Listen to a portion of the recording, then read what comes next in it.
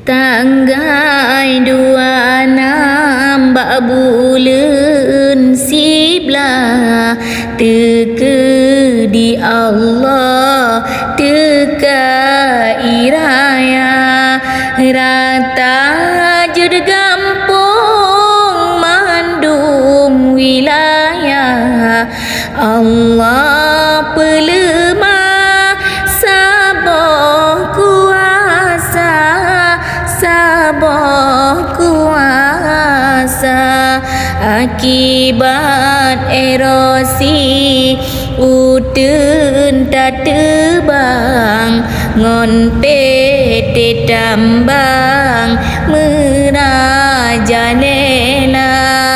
tegaraya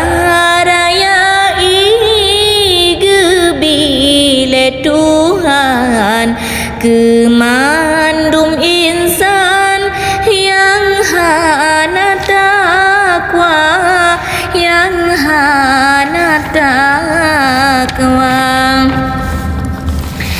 Aceh Utara sebelum salam lemah tak pandang lekorban jiwa manyedum ampung but banjir bandang nacit tenggelam tanpa pusara anak yatim hana le ayah tan sole papa poma kahana habe harta gedung yang mewah lampu yang luar kairaya ba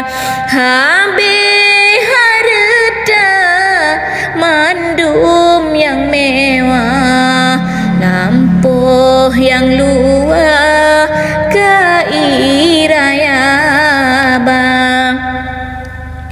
di Aceh Tengah menancit bagai tanah langsung dusun ngan kota hancur dum jalan gadah ngan rumah abeh dum rela tempat wisata hancur dum jalan gadah ngan rumah abe dum rela tempat wisata sideh sinabang lain lam terjadi nyan gempa bumi luar biasa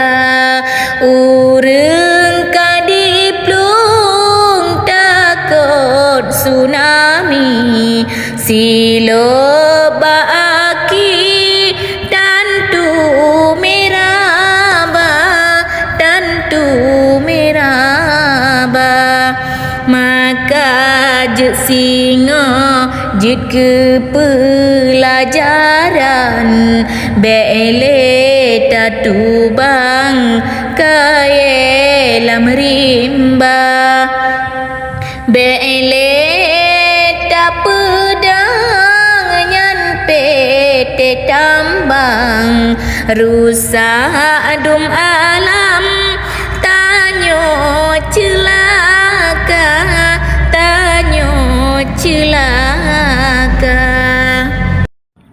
Beginilah kondisi perumahan di Desa Menasah Husin.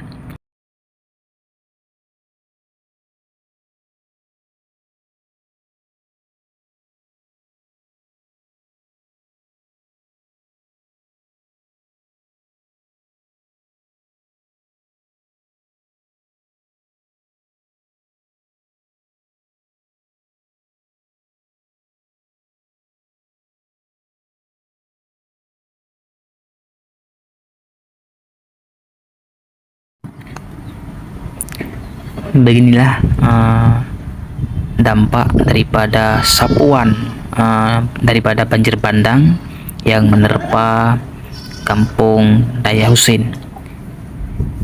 Di sini merupakan sungai yang dulunya yang sekarang sudah menjadi daratan.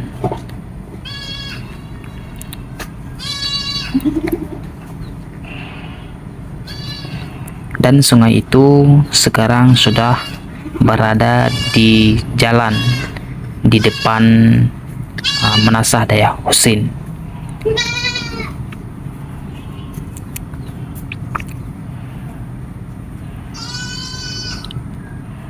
Ini merupakan kendaraan yang terjebak saat banjir yang sekarang sudah ditutupin oleh lumpur. Ada sebuah mobil di sini terparkir, masih belum dibersihkan oleh pemiliknya. Dan sekarang kami menuju di titik yang paling sakral di tepian sungai perbatasan antara Menasahlu dan Kampung Daya Husin. Yang menurut informasi yang kami ketahui, di sini ada sebuah sekolah IT yang sudah berubah menjadi sungai di depan halaman sekolah tersebut. Ini juga merupakan kayu-kayu yang dibawa oleh arus banjir. Inilah kondisi sebelum terjadi pasca banjir di sekolah IT, terpantau dari udara melalui drone sekolah tersebut. Dan inilah kondisi setelah terjadi banjir. Sungai sudah berada di halaman ataupun di depan sekolah IT. Semua hilang dalam sekejap.